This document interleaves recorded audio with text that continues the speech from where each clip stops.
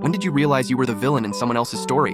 For me, it was 3 months ago when Celestine showed up at my office with a manila folder. I was principal at Ridgewood Elementary for 8 years. Parents respected me. Teachers feared me just enough to stay in line. I ran a tight ship and test scores proved it worked.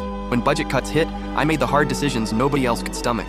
Celestine knocked during lunch, maybe 25, nervous energy, clutching that folder like her life depended on it. "I need to show you something," she said. Inside were photocopies of school records dating back 6 years. Her little brother Dominic had been in my school. The papers told a story I'd buried so deep I'd almost convinced myself it never happened. Dominic was 8 when his teacher, Mrs. Patterson, referred him for learning disability testing. Classic signs: couldn't sit still, struggled with reading, brilliant at building things but failed every written test. The evaluation recommended immediate intervention and specialized support. I rejected it, not because the kid didn't need help, because kids like Dominic, trailer park, single mom working 2 jobs, brother in juvenile detention, they dragged down our district scores. Special education was expensive. Parent involvement was minimal. These families never complained when their kids fell through cracks. "You denied his testing," Celestine said, voice steady despite trembling hands. 3 times. I remembered now. Mrs. Patterson had fought me, threatened to go to the district. I'd reminded her about her tenure review. She backed down.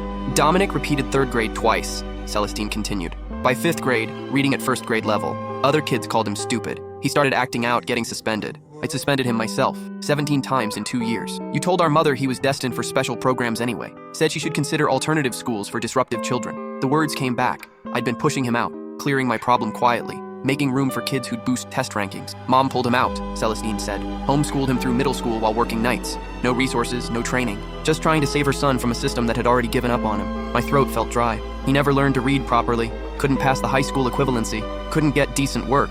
Started hanging with the wrong crowd because they were the only ones who didn't judge him for being illiterate. She opened another section of the folder. Police reports. Dominic died in a car accident last spring. He was the passenger while his girlfriend drove. She'd been drinking because she was upset about something. Want to know what upset her? I didn't want to know, but she told me anyway. She'd been trying to help him fill out job applications all week. Watching this sweet, intelligent guy who could fix any engine or build furniture with his hands break down crying because he couldn't read the word address on a form. Celestine stood up, leaving the folder on my desk.